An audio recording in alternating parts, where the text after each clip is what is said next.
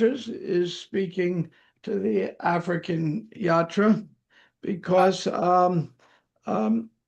there's a certain connection with the natural world that comes from Africa, where they're not so hung up. But we'll just be discussing that a little later in class. Okay. Welcome, everyone. Should I begin? Yes, I'll just give a very quick, brief introduction. Hare Krishna, dear devotees, please accept our humble obeisances. All glories to Jagat Guru Srila Prabhupada, all glories to our revered speaker for today, His Grace BRAHMA-TIRTHA Prabhu. Somehow, his name BRAHMA-TIRTHA is not as popular as Bob Cohen, somehow. But we're happy to address our beloved uncle as BRAHMA-TIRTHA Prabhu, who has been so kind and generous to be with us every now and then for quite a long time. So Prabhuji, it's a privilege and honor to have your association again today to share with us the Nectarian Srimad Bhagavatam. So yes, Prabhuji, you may take it over from here. Hare Krishna. Thank you so much. Okay. Today, I can put the verse on the screen though. Say again? I can put the verse on the screen. Oh, that would be nice. Yes, I'll do that.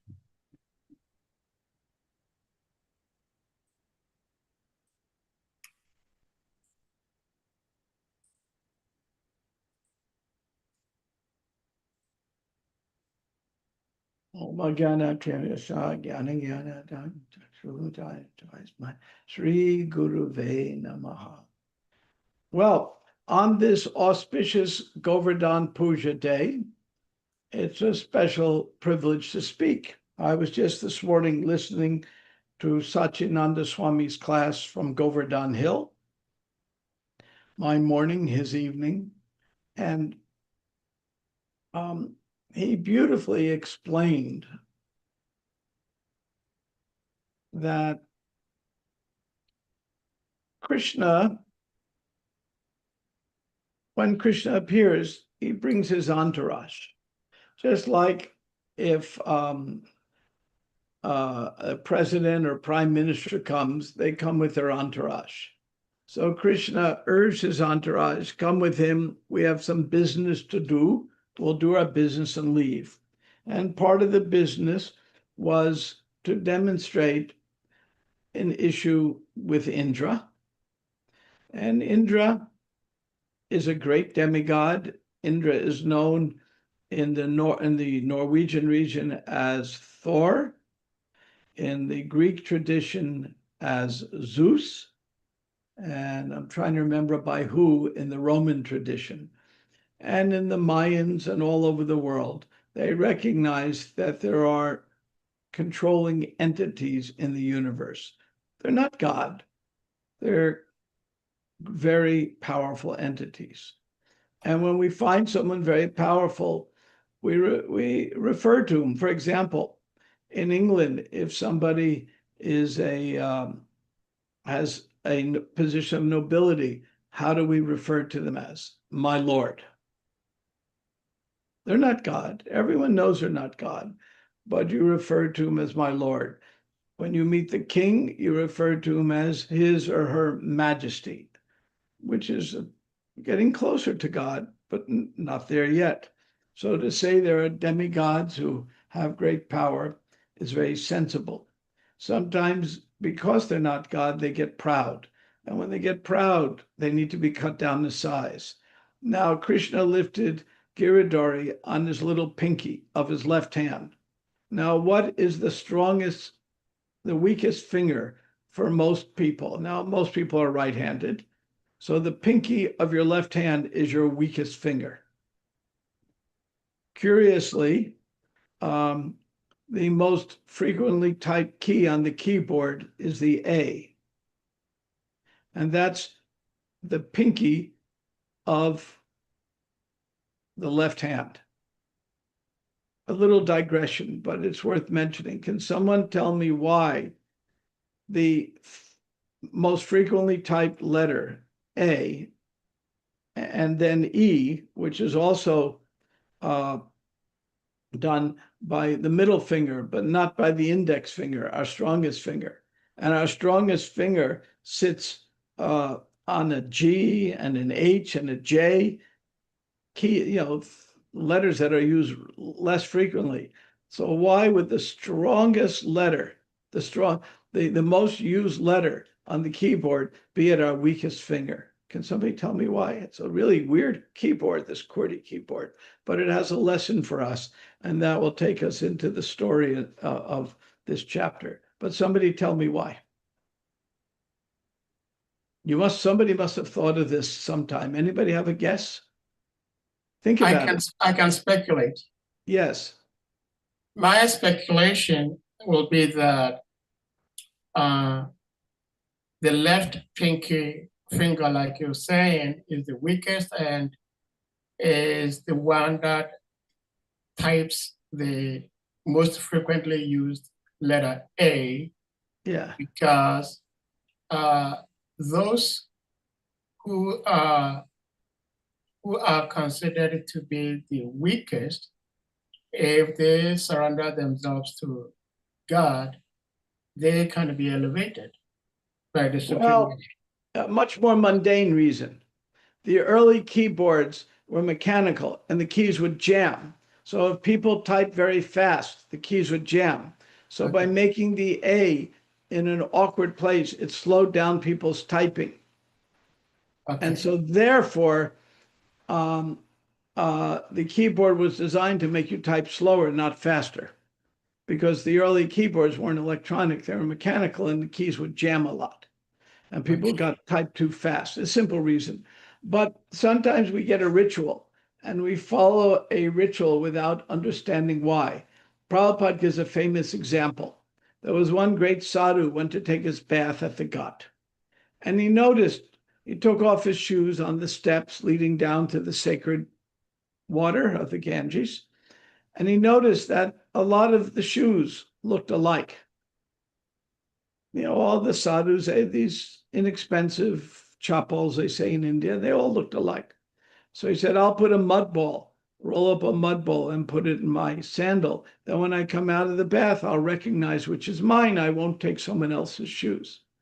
So he rolls a little mud ball, puts it in his sandal, goes into the river, and then everyone sees, oh, the sadhu rolled a mud ball and put it in the shoe. We should all put mud balls in our shoe. So everyone put mud balls in the shoe, and then he couldn't find out which was his shoe. So that's an example of following rituals.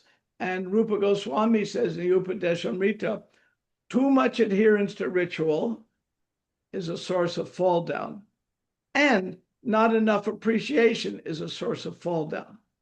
So basically, Rupa Goswami is urging us to take a middle way, just as Krishna says in the Gita, don't eat too much, don't eat too little, don't sleep too much, don't sleep too little. So there's this, we need to understand our tradition. And Prabhupada ended every class with, are there any questions? He wanted us to dig deeper. So now we'll dig deeper into this story. So that's my prelude to this. And we will begin Samasta Payanayam Jagatam Ta Tustasam Lokaya Patnim Nasi Mataram Pita Vidmat Chasyai Namasa Saha Tavaya Yasyam Seva Tejo Ganim Ivarnava Ada. O Lord, for the residential purposes of all inhabitants, both moving and non-moving, the earth is your wife, and you are the Supreme Father. We offer our respectful obeisances unto you, along with Mother Earth, in whom you have invested your own potency, just as an expert sacrificer puts fire in the Arani wood. So this so-called law of gravitation, which sustains the planets, is described herein as a potency of the Lord. The potency is invested by the Lord in the way that an expert sacrificial Brahmin puts fire in the Arani wood by the potency of Vedic mantras. By this arrangement, the world becomes habitable for both the moving and non-moving creatures. What's a non-moving creature? What's an example of a non-moving creature? Can someone tell me? The mountain, A mountain or even a tree? tree, yeah. Yeah. Both the conditioned souls who are residents of the material world are put in the womb of Mother Earth in the same way the seed of a child is put by the father in the womb of the mother. The conception of the Lord and the earth as father and mother is explained in Gita 4:14, which says, "It should be understood that all species of life, O son of Kunti, are made possible by birth in this material nature, and that I am the seed-giving father." Conditioned souls are devoted to the motherland in which they take their birth, but they do not know their father.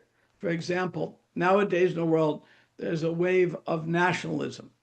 Oh, I'm an American. Though nowadays, considering all the insanity America's doing, that's not a source of pride much anymore. But I'm an American, I'm an African, I'm an Indian, I'm a Pakistani, I'm a Russian, I'm a Ukrainian.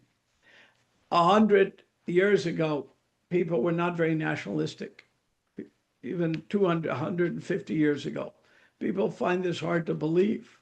People were much more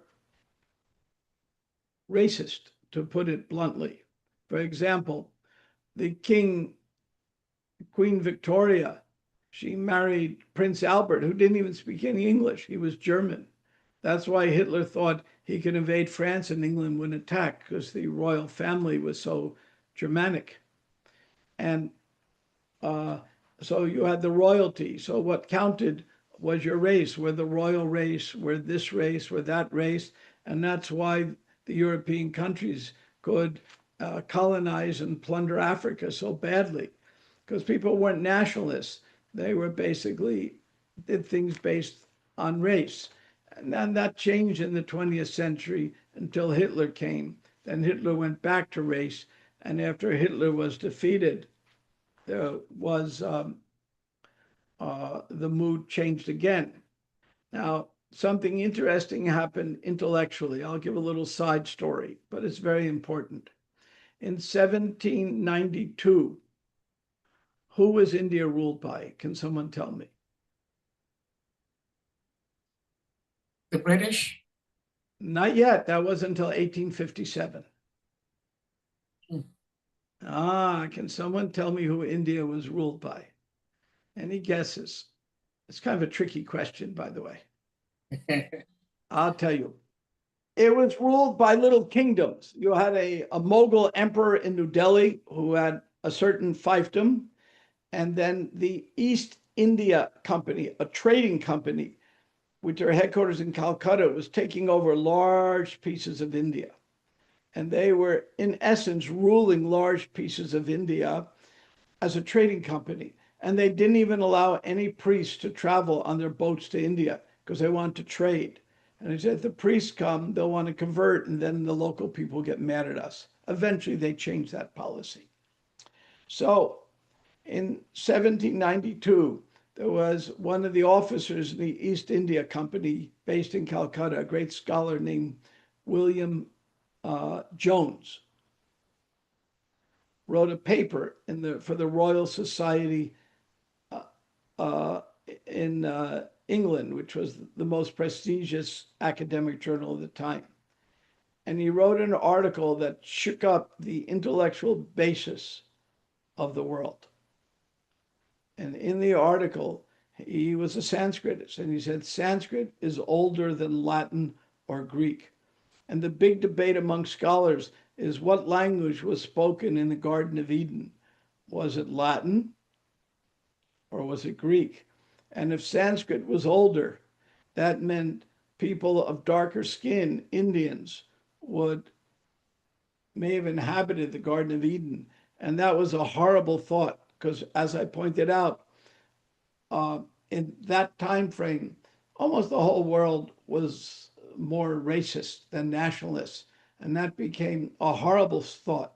So they invented this theory that the Aryan Sanskrit word meaning higher class people, the Aryans from the Caucasian mountains or Germany or Italy or Greece, someplace in ancient times invaded India and brought this language, that it had to come from lighter skinned people in Europe.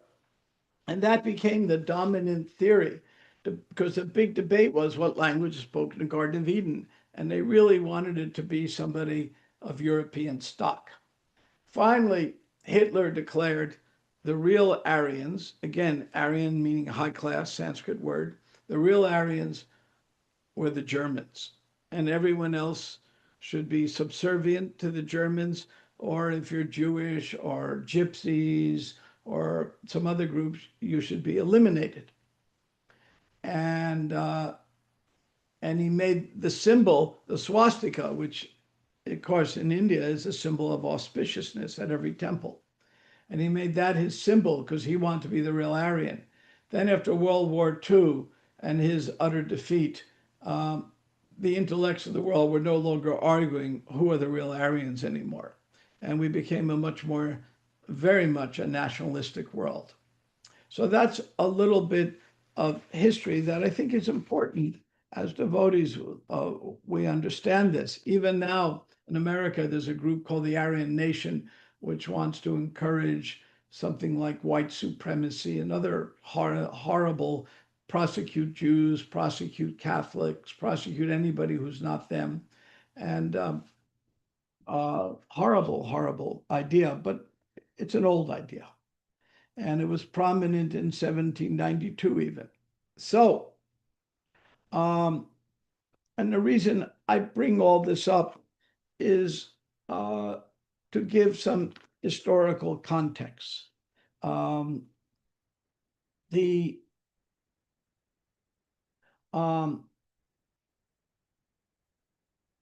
principle that Prabhupada would emphasize is, he said there's one we can take this, we can turn off screen share. There was one major disease Prabhupada emphasized on the planet that's worse than any other disease. Can anybody tell me what disease Prabhupada thought was the worst disease? Not cancer. Certainly not baldness. What's that? Ignorance. No, a disease related to the body. Racism. Say again? Racism. No. What he said is skin disease, that we think this skin is us. Yeah, okay. So I think Govinda Prabhu got it right. He said racism. Racism, you're right. Oh, I didn't hear racism. That's what Prabhupada was saying. Skin disease. And Prabhupada was adamant about this point. Skin disease is the worst disease. You did get it right. That where we're identifying, I'm American, I'm black, I'm white, I'm Islamic, I'm this, I'm that, I'm Indian, whatever skin disease, because ultimately there's a unity among everyone. And this verse makes it clear we all have the same Father, because ultimately Krishna is a seed-giving Father. You have the same Father, your brothers and sisters. It doesn't make a difference what the skin looks like. So that's one of the main points being made in this very verse. Now, this verse is in the context of the appearance of Lord Varaha. We're going to discuss that in a moment. There's a lot to do in a short time in class because it's Govardhan Puja. There's a lot to unpack in this verse. So we'll continue. The mother is not dependent in producing children. Similarly, material nature cannot produce living creatures unless in contact with the Supreme Father, Supreme Personality of Godhead. Bhagavatam teaches us to offer obeisance unto the mother along with the Father, the Supreme Lord, because the Father only who impregnates the mother with all the energies for sustenance and maintenance of all living entities, both moving and non-moving.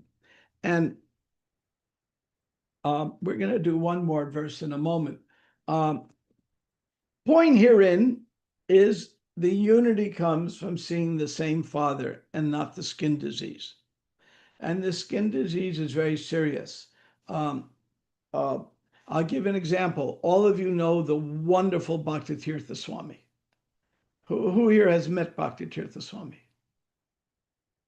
Anybody met him? Yeah, I loved him. We became such close friends. Such close friends. So Bhakti-tirtha Swami once told me this story.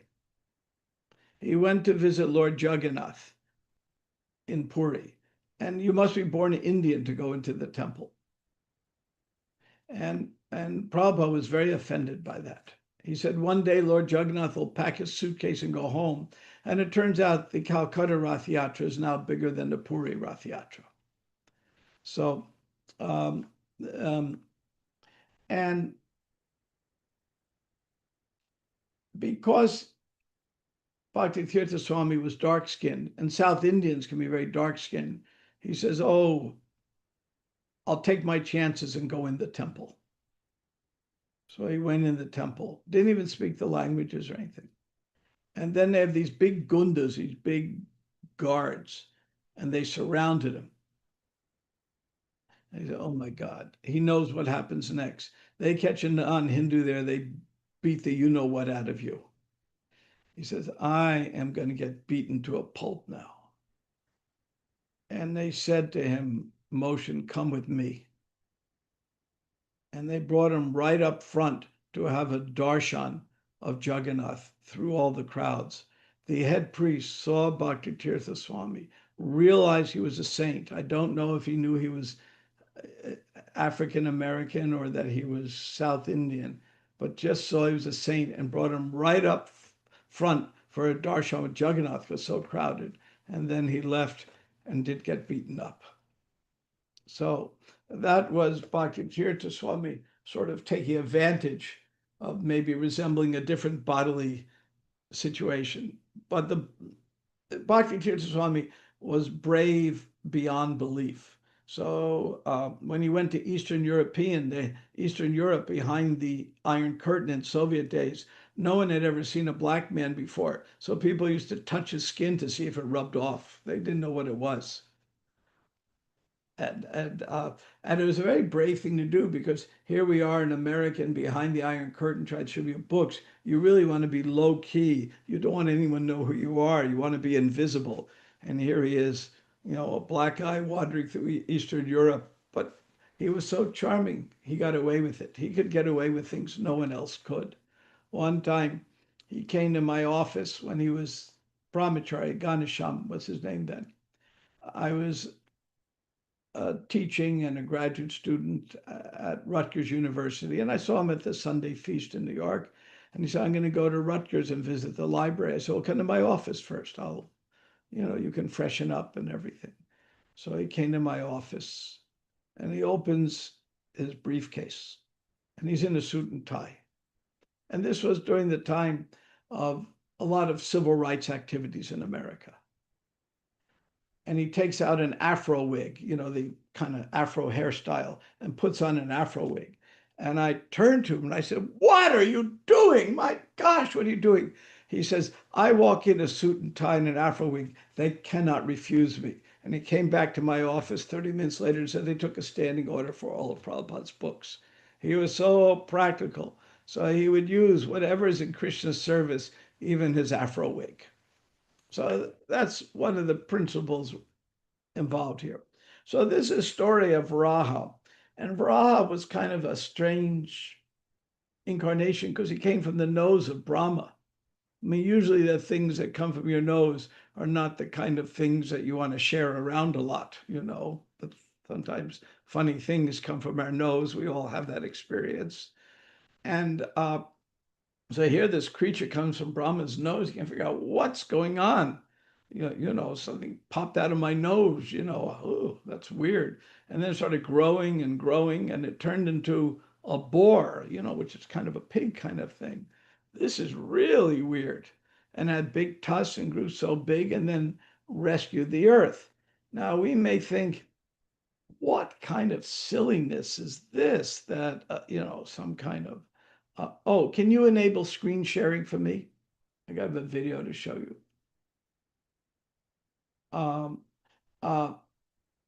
Somebody will think, how can a creature come out of Brahma's nose and save the earth? But the universe really is that amazing. I'm going to show you a 2-minute video. Now, I cannot attest to this video being an accurate description of what the cosmos is like. But this is a current theory among the scientists. And at the Bhaktivedanta Institute, which I run, we have astrophysicists and cosmologists and astronomers working on it, and they confirm this is the current theory. Is it accurate or not? That's not for me to say, but I'll show you this. One moment, please. You'll find this interesting. Do you see my screen? Yes, yes, we can see. Okay, let me show this. Oh, wait, I made a mistake. Let me unscreen share. I'm supposed to click a little differently. I got to click share sound, optimize for video sharing. Okay, now I can share. I just clicked wrong. Okay, here it goes. Universe in a way you've never heard before. Look at this deep sky image. Every dot isn't a star, it's a galaxy. Astronomers estimate there are about 2 trillion galaxies in the observable universe. Telescopic images like this and social media animations often make it seem like you can just hop from one galaxy to another. But that misrepresents how truly enormous galaxies and the universe really are. Let's focus on Andromeda, our nearest galactic neighbour. Under dark skies, Andromeda is visible to the naked eye as a faint, elongated smudge. It's the furthest object we can see without a telescope, about 2.5 million light years away. Imagine we've built a ship that travels at the speed of light, the fastest physically possible speed, travelling at 300,000 kilometers a second. Now imagine we have come this close to the Andromeda galaxy. To get this close, we've already travelled 1.7 million years at light speed. Sounds close? If you are sitting at the cockpit looking at the galaxy, is it time to finish your sandwich and get your crew ready to land on the nearest planet? Not exactly. To go from this distance to this view from the cockpit of our ship, you need to continue flying for another 430,000 years at the speed of light. And even then, it takes another 300,000 years just to reach the rim of the galaxy, and another 100,000 years to finally reach its center. And that's just one galaxy.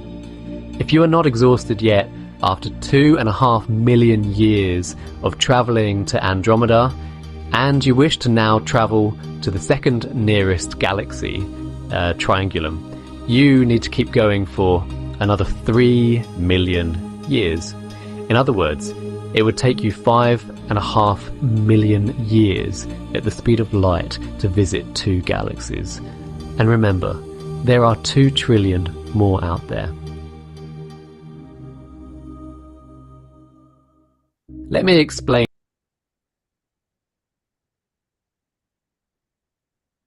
So, my point here is when we see the enormity of the universe, what modern science says, and then we hear stories about Lord Vraha, it's not so far out anymore. What the modern cosmologist said, it's inconceivable. Remember, you can never travel at the speed of light, because you travel at the speed of light. One thing is time stops. Secondly, you travel at the speed of light. It takes infinite energy if you have any mass. Photons, which travel at the speed of light, have no mass. So if you have any mass, it takes infinite energy and you can never do it. But maybe you travel 99% the speed of light. In that case, time stops, almost stops for you. It's a whole, this is Einstein's special theory of relativity of 1905, which has actually been proven in experiments. And which the Bhagavatam talks about, these factors of time dilation and all. These things are also found in the Bhagavatam. I might add that working at the Bhaktivedanta Institute, many of the insights from modern science help us understand what these Bhagavatam verses mean. And many insights from the Bhagavatam help us understand what's going on in modern science. It's a very useful two-way street. Some people think it's a one-way. It's a very useful two-way street. And that began with the seminal work of Sri Damodar and Sariputta, who demonstrated that it's a two-way street. And Prabhupada told us it's a two-way street. At one point, he said, these scientists, they're very proud. And they have something to be proud about, so treat them with respect. That was his instruction to us, among many others along that line. Some people think Prabhupada's main instruction was a boot in their face, only talked about that when they said life comes from matter, only for that issue. Everything else, Prabhupada was quite respectful. So I digress a little bit, but it's important. So when we hear a story about Vraha coming from a nose, we think this is inconceivable. But when you see what modern science says about the universe, it's also totally inconceivable. So inconceivability is one of the natures of the universe. And so to have these stories here, it's not so far out. There's a biblical story along this way about, well, I won't tell that story now, it'll take too long, but the universe is inconceivably complex. And I'll give another science example. The more we know about the nature of cells, the cells in your body, the less we know. When I studied biology half a century ago, we understood you have the cell wall, the cytoplasm, the mitochondria, the nucleus. We understand the biochemistry of how a cell works. Nowadays, it's become so much more complex, and epigenetics, which was considered an impossible theory, is now widely accepted. Science has evolved to the point where the more we know about how our cells work, we understand the less we know. It's infinitely more complex than we ever thought it was. And that's the way science works. And it works that way in the next verse of the Bhagavatam. The next verse says, who else but you, the personality of Godhead, could deliver the earth from with its water?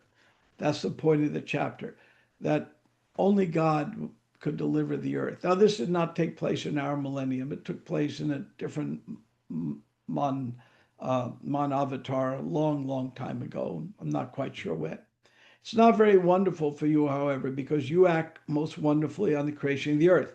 By your energy, you have created this wonderful cosmic manifestation. When a scientist discovers something impressive to the ignorant mass of people, the common man, without inquiry, accepts such a discovery as wonderful. But the intelligent man is not struck with wonder by such discoveries. He gives credit to the person who created the wonderful brain of the scientist. A common man is struck with wonder, like in the video I showed, by the wonderful action of material nature, and gives all credit to the cosmic manifestation.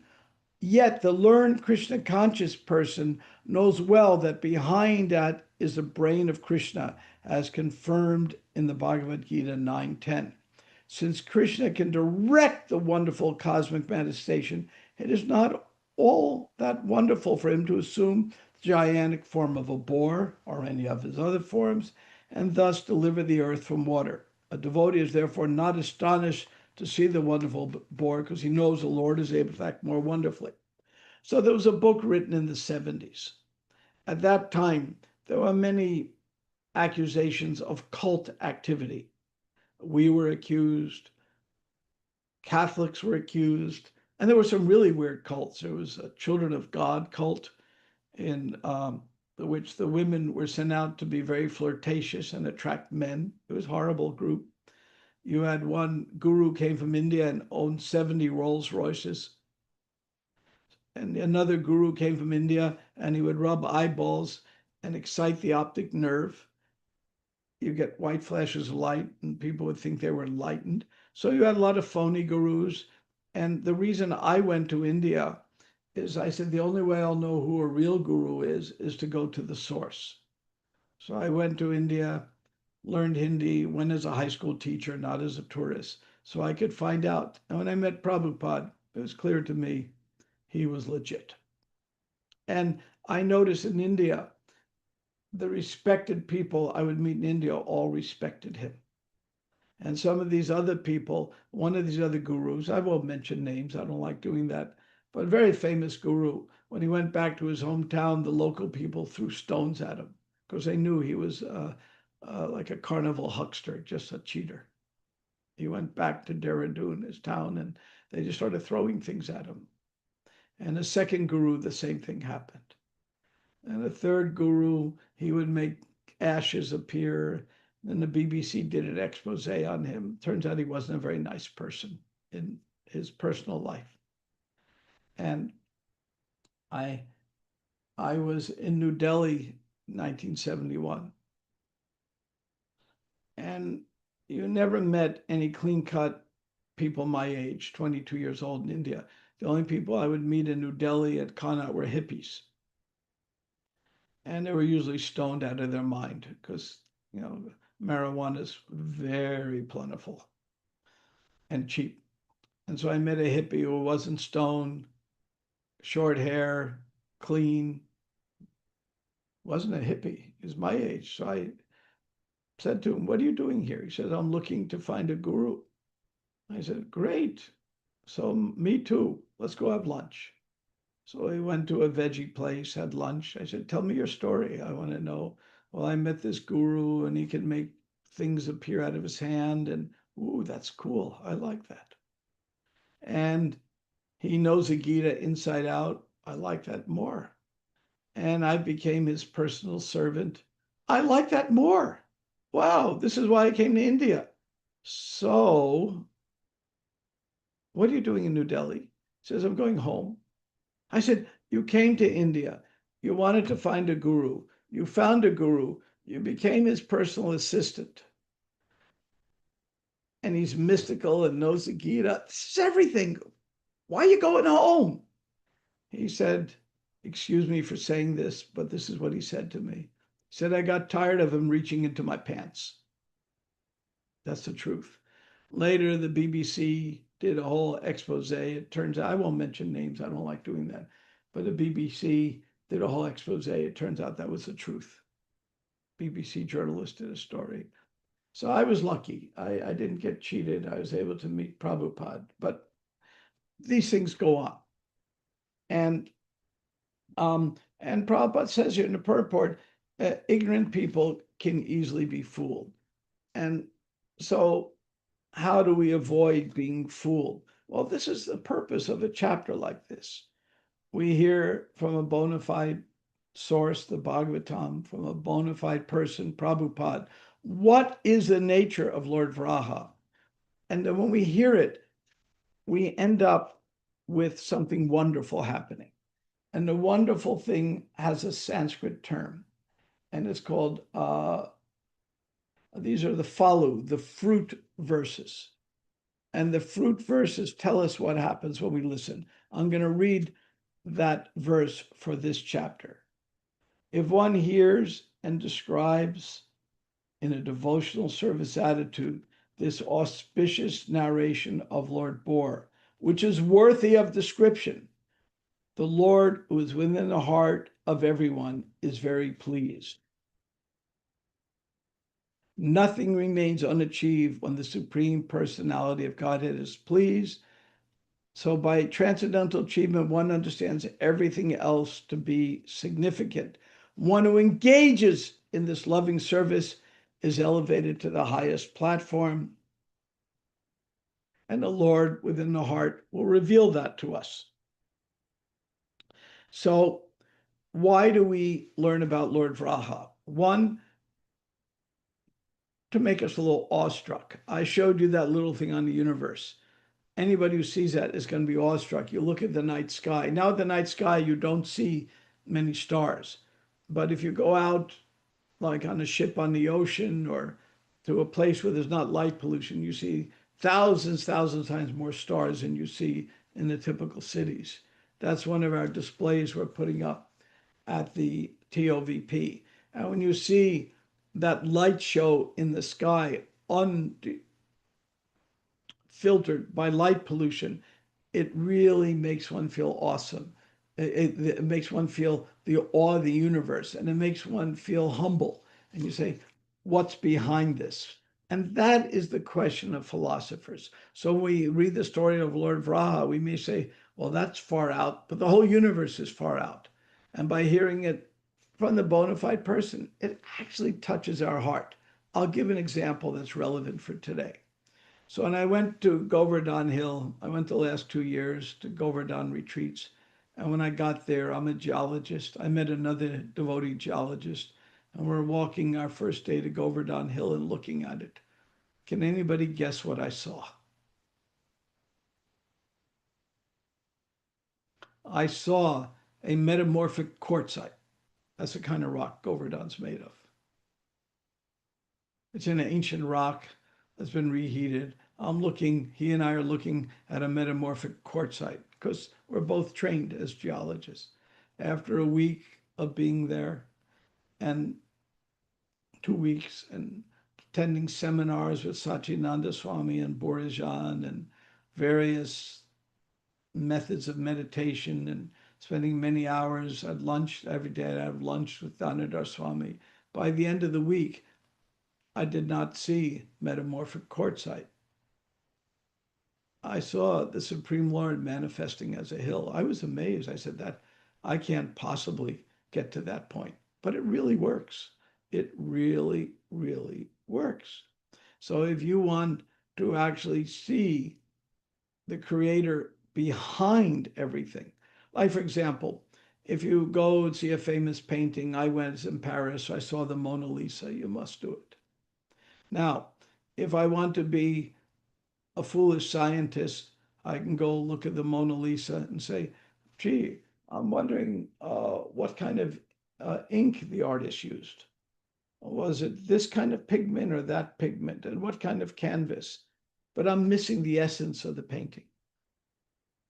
I'm missing the emotional power that painting has. And it's quite powerful, I might add. And when I was there in person, it was something to see. And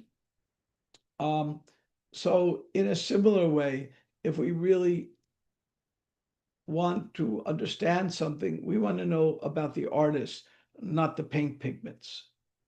And when we look at the night sky, what I want to know, what I really want to know, is who painted that amazing portrait I'm looking at.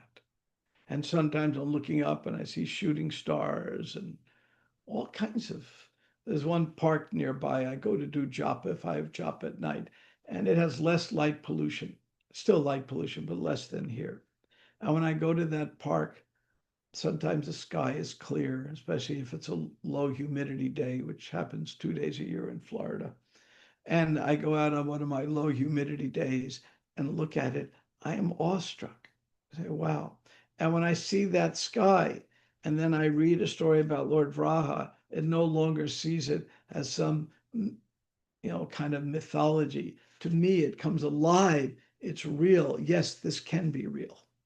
So these are some of the lessons that are embedded in this chapter. There's more I could say, but I always like, especially when I'm in the African Sangha, to give a lot of time for questions and answers. And we have 10 minutes left. So does anybody like to ask a question or comment or reflection?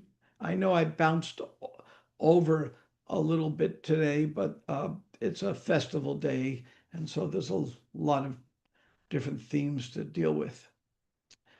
Anybody want to raise their hand? Hare Krishna. Thank you so much, Prabhuji, for this wonderful sharing. Of course, like you rightly said, there are quite a few questions some of us have. And I think we have Mother Gail hand up. Mother Gail, please give me on mute. I always like Gail's questions because she is good about this. She always asks the thing I did not expect to be asked. I think so. I think so too. Yeah, Gail. Hare Krishna, Prabhu. Yeah, I was intrigued, one, by the fact that Govardhan Hill has a scientific name, metamorphic quartzite. Yes. And the other is I wish you could. I mean, you probably can't really properly answer this question because we would probably have to be in your heart to really get it. But I would just like to know if you could kind of convey something of your experience when you saw the painter behind Govardhan Hill. Sure. I Borajan was my friend and mentor, so he guided me. And he said, by the end of the week, you're going to understand this is not a metamorphic quartzite. I didn't say ha, but I was thinking that. And we went out to the hill and he did this exercise called Alone with Krishna. We're not allowed to bring our cell phones. Though Borajan had his, and he actually filmed me and sent it to my wife so she would believe it's possible. And we're given a little mini altar to bring with us. And we're sitting there, we're not allowed to talk, no cell phones. And there's a little booklet, and the booklet guides us. And we do some journaling, we do some reading, we do some chanting, and it connects us with the hill. And I started realizing that I was out there, wait, there's something mystical and special. Then the next day, I went out in the morning on my own just to chant by the hill. And I sat, there's a place called the ISKCON Valley. It's not far from the Govardhan retreat, like a 12-minute walk. And it's always kept clean, and there's some benches even to sit on. So I went out there, it's right at the foot of the hill, and I'm sitting on a bench there chanting. And all of a sudden, a herd of 50 monkeys came. And that made me a little nervous because I'm used to the monkeys of Vrindavan, which will steal your glasses and anything else they can get from you, trade it for bananas. The monkeys of Govardhan are not aggressive. They're not friendly because we're a different species, but they're not aggressive because the local people feed them a lot of bananas, it turns out. I discovered that. So 50 monkeys are surrounding me. I get a little nervous, but all they're doing is ignoring me. So, okay, you ignore me, I'll ignore you, we're even. And they're grooming each other. Somebody had sprinkled some seeds on the ground. That's why they're there, and they're eating the seeds. And then above me in the tree, there are green parrots. And then there are chipmunks running. And in the distance, peacocks. And more in the distance, there are deer. They're on the hill. And I'm sitting there and I'm pinching myself. And I'm thinking, did I die and go to heaven? It was such a deep atmosphere. And then a miracle happened. I'm chanting the holy name and I'm actually hearing it. I mean, our whole goal is to hear the holy name. Our minds are so active all the time. It can be very difficult. All of us, we talk about, oh, we'll just chant and listen. The hardest part and the major offense in chanting is be inattentive while chanting. I don't know about you, but I fight with that every day. I have to fight with that because the mind is jumping. And this whole atmosphere at Govardhan, I realized I can actually hear the holy name. And I realized that Govardhan has great potency. And I had tears and I was says, wow, I can actually, for a moment, be really spiritual. It was quite powerful experience. So that's how it happened. By the mercy of the Vaishnavas, Satchidananda Swami and Borajan took me under the wing, as I said, and gave me specific guidance on how to connect with the hill. My friend Gul, I see your hand is raised. Yes, Bob. Thank you for your very. It raises the issue of the role of imagination. Does the Bhagavatam talk about the role of, because all these things we're talking about, Varaha, Govardhan Hill, you need a deep sense of imagination to relate and believe in it, right? As you do in the cosmos. So what does the Bhagavatam have to say about the role of imagination? Because sometimes I feel our imagination is limited.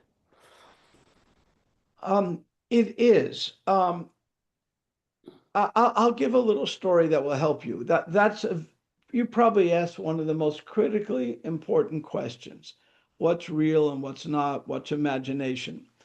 People, and we did at the Bhaktivedanta Institute, we recently did on our podcast a lecture on near-death experiences by two friends of mine from the University of Florida. They're not devotees, but they're very spiritual people. One of them is a senior professor of neuroscience, and the other is a senior doctor. So the senior doctor interviewed the neuroscientist on near-death experiences.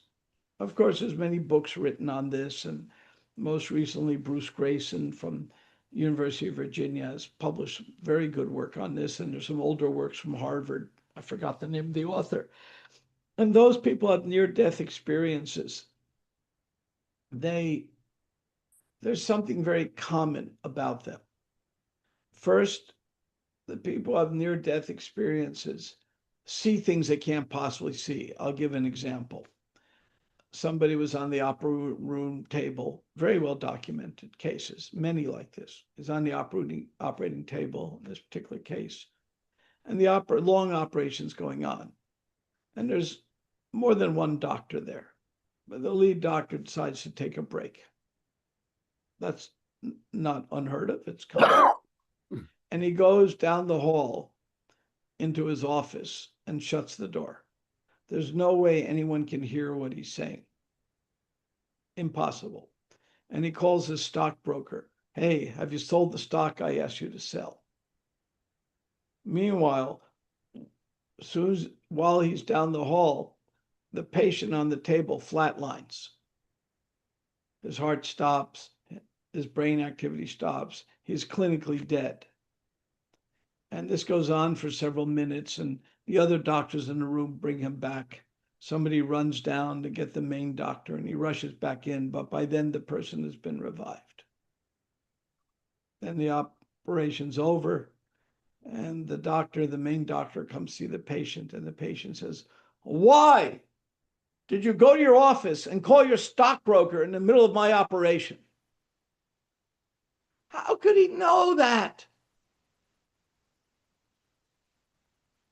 But it was as soon as he walked away, the near-death experience began, and the person's subtle body could go down the hall. Another case, similar thing, flatlined, everything. When the guy wakes up, he says, please go on the roof of the hospital. Nobody can go on the roof without security access.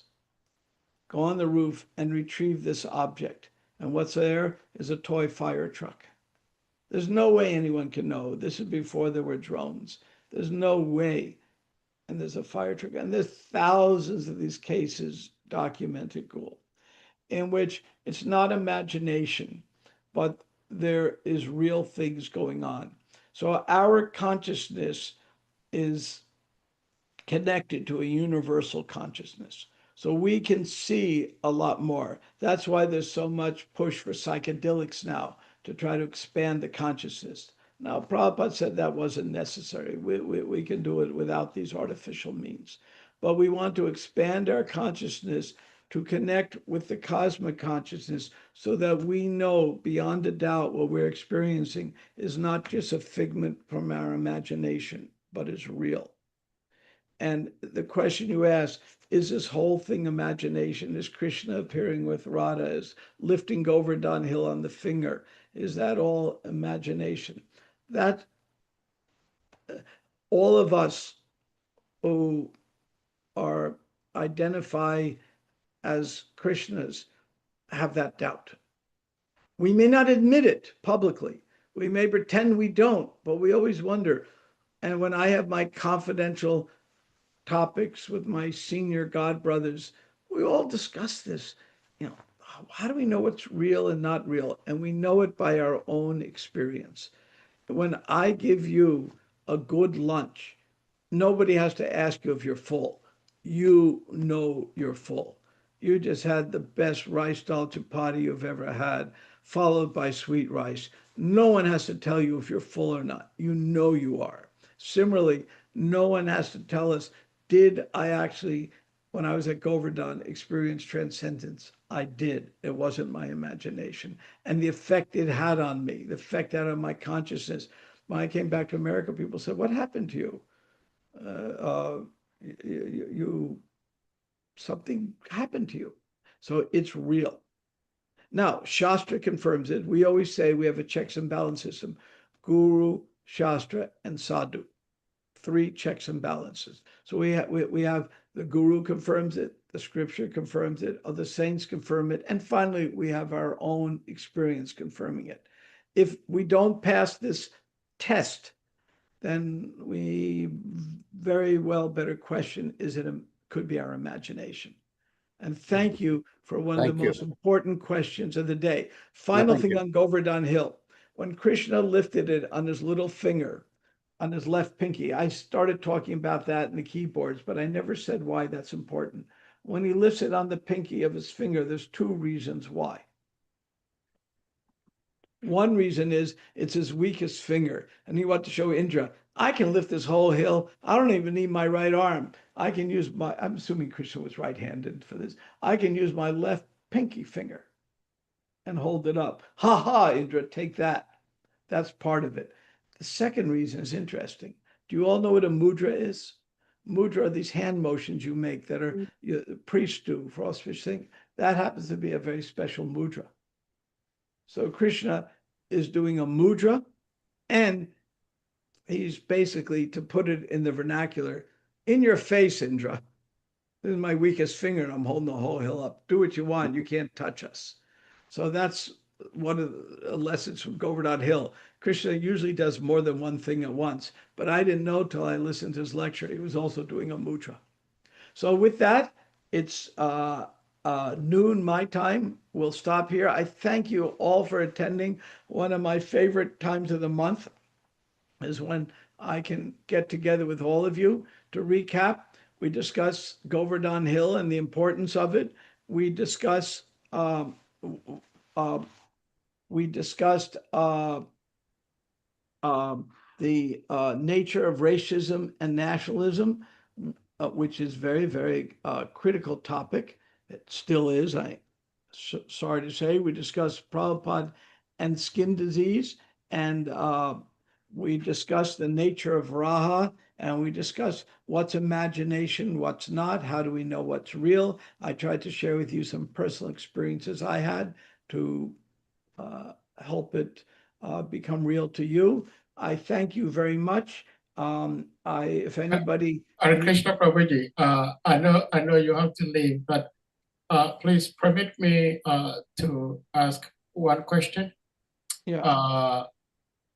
I had a question, but of course, I guess because of your time factor, I might not be able to ask, but I have a follow-up question from Gol Prabhu's beautiful question about imagination.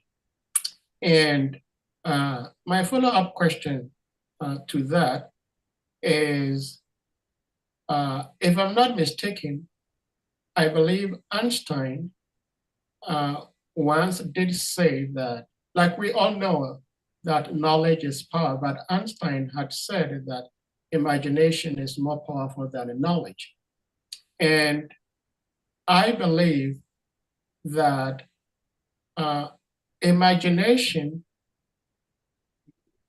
does not mean that what we are conceiving in our minds are not real, but it is simply because we cannot have a full grasp of what we're thinking of or what we're conceiving.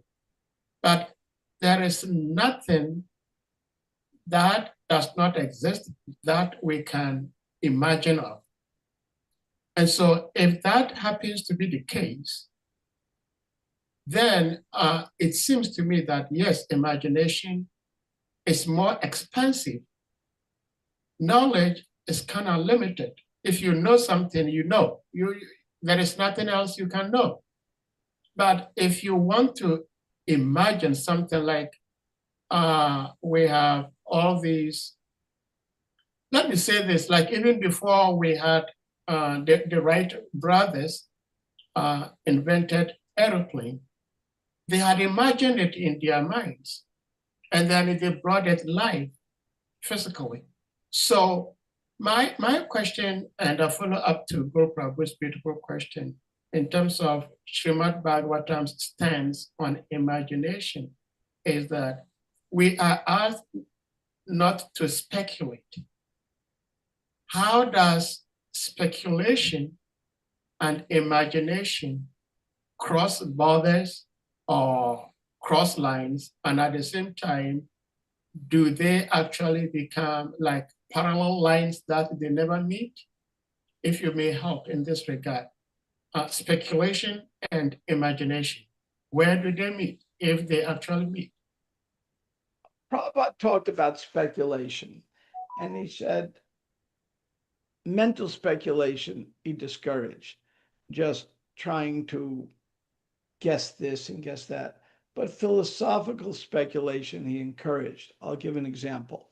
Krishna says in the Gita, on the taste of water. Now, if I say to you, I wonder if that's true or not true, that speculation is not very useful.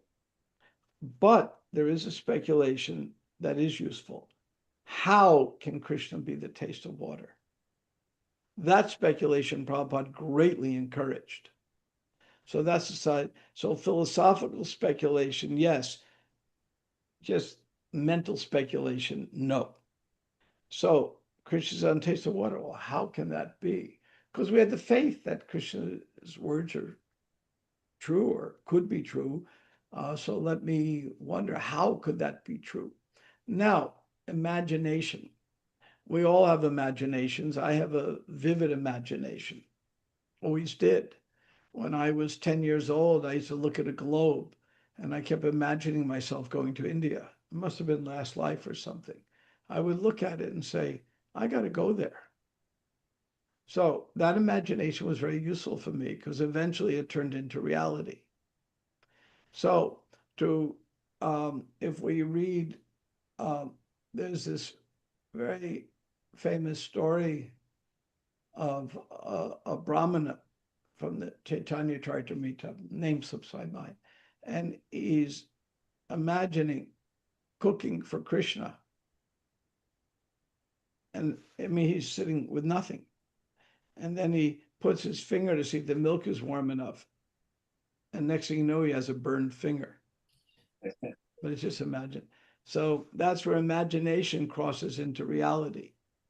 And if we read the works of the Goswamis, when they get into the intimate pastimes in Vrindavan, we see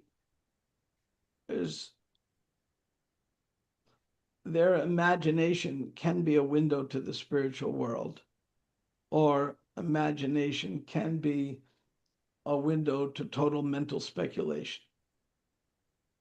So imagination itself isn't bad.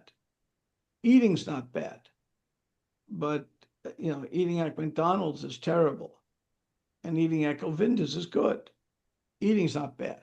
So imagination isn't bad. It depends on how we use it. So we want to imagine in the mode of goodness, not the mode of ignorance. So how do you imagine in the mode of goodness? And we see the Goswamis were expert at this. So how do you do it? Well, to imagine in the mode of goodness, you do it several ways. First, you act in the mode of goodness. You get up early, you chant, you take your bath, you do things to bring you in the mode of goodness. The second and most important thing you can do to stay in a mode of goodness, number one, and Prabhupada directly told me this, what is the number one thing you can do to stay in a mode of goodness? Number one. Somebody tell me. Don't be Sadhu shy. Sangha. I would say Sadhu Sangha. Yeah, exactly. Sadhu Sangha. If you associate with people in the mode of goodness, you stay in the mode of goodness. And if you associate with people in the mode of ignorance, you know what happens. I mean, let's say you have friends who drink a lot. Oh, I'll never drink a lot. I'll never have a beer or whiskey when I'm with them. But eventually you will. It's human nature. So if you want to have pure imagination, you want your imagination to be pure-hearted, then associate with people who are pure-hearted. and your imagination will take you to wonderful spiritual places. Otherwise, your imagination will take you to places that Kali would like you to go to. Does that help? It helps. It helps because I found it very, and I still find it very interesting that Guru Prabhu asked this question, because as you were talking and referring to your age when you first went to India and Yeah. unfortunately met with Srila Prabhupada, you were very young. And I believe lots of the questions you put to Srila Prabhupada were coming out of imaginations, in the sense that I believe, I'm speculating here, that lots of the questions you asked Srila Prabhupada were things you have not personally experienced or realized, but you thought in your mind that this could be the case, that could be the thing. So, like possibilities.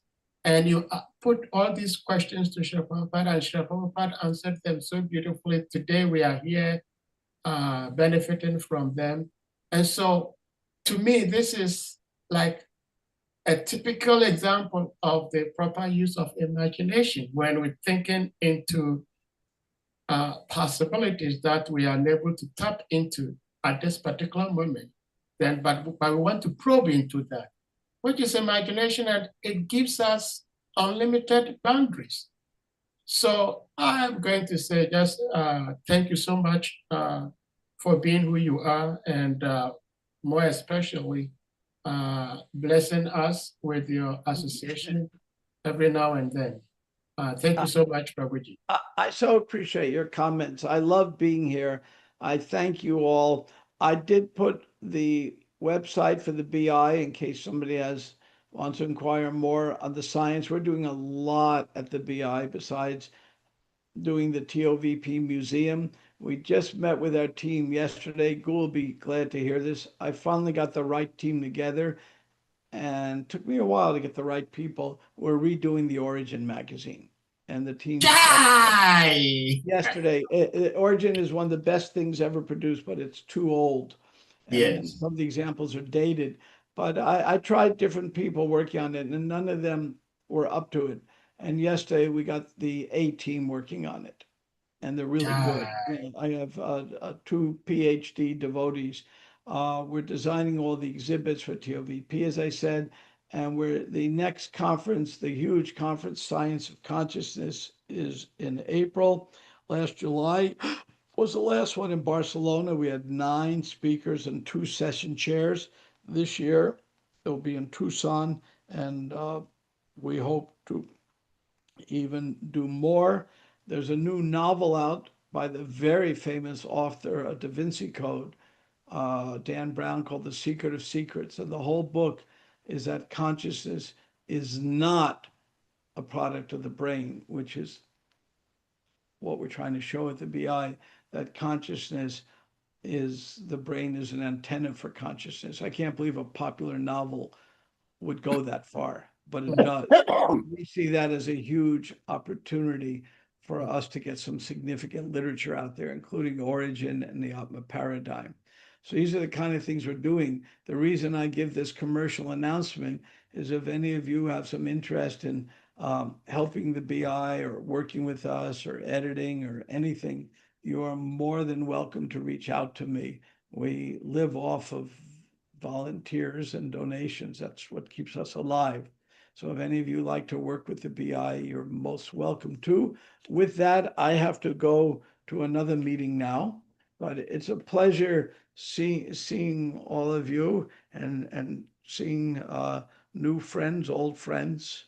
And thank you very much. Have a blessed day. For those of you who are in America, tomorrow there's a special guest lecturer at the Bhakti Center in New York at 7 a.m. Eastern Time. I can't miss that lecture because I wouldn't want to miss it. The reason why? Can anybody guess the reason why? This is embarrassing because the lecturer is me. Yeah, I guess I guessed it. Gail knows my jokes. So I'll see. I know I'll see you tomorrow, Gail, and maybe Yes, some others. you will. To be on YouTube 7. I think it's 7 a.m. or no 7:15. 7:15. 7:15 at the Bhakti Center. So Is it Eastern Standard Time? Yes, Yeah. Eastern Okay. Eastern Standard Time. Yeah. Eastern daylight time to be absolutely Yeah. correct. Yes, Eastern Daylight Time. Yeah, so I may see some of you tomorrow. I'll try to come up with new jokes that I haven't used before, but that's always harder and harder. I've reached out to Seinfeld to ask if I can borrow his writers, but he never responded. So I'll have to do the best I can on my own. Well, thank you so much, Prabhuji. But before you leave, please spare us 1 minute. Yes. Well, for our daily ritual.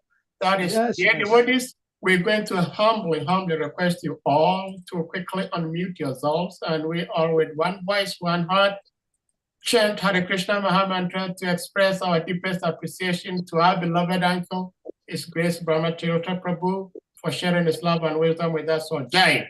Hare Krishna, Hare Krishna, Krishna Krishna, Hare Hare, Hare Rama, Rama Rama, Hare Hare. Mancha Kalpa Taripesta, Kripasindevi, Pavanebhyo, Vaishnavibhyo, Namo Namaha. Ananta Koti Vaishnava Vrinda Ki Jai. All glories to His Grace BRAHMA-TIRTHA Prabhu Ki Jai. All glories to Jagat Guru Krishna Prabhupada Ki Jai. All glories to Samud Vaishnava devotees Ki Jai.